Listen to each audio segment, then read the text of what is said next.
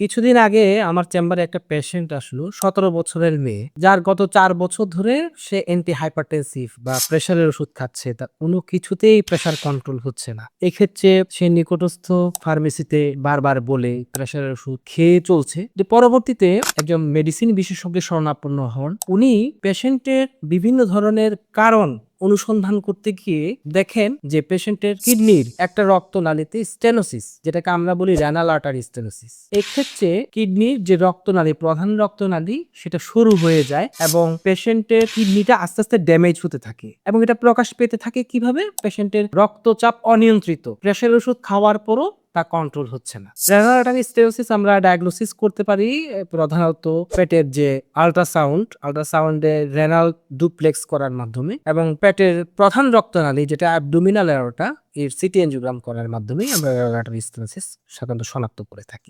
এই যে ঘটনা শেয়ার করলাম, এখানে আমরা একটা ভালো মেসেজ পাই। যখন একটা পেশেন্ট একটা রোগে আক্রান্ত হয়, সেই বিষয়ে যদি বিশেষজ্ঞের কাছে খুব তাড়াতাড়ি সে চিকিৎসা নিতে পারে, তাহলে রোগটা অনেক দূর আগায় না। যেমন এই পেশেন্টের ক্ষেত্রে আমাকে যখন অ্যাটেন্ড করেছে, পেশেন্টের রোগ ডায়াগনোসিস হয়েছে, অলরেডি তার কিডনির উপরে ভালো একটা প্রভাব পড়েছে এই রোগের কারণে। তাই আমাদের সবারই উচিত যে কোনো ওষুধ গ্রহণের পূর্বে একজন চিকিৎসকের শরণাপন্ন হওয়া।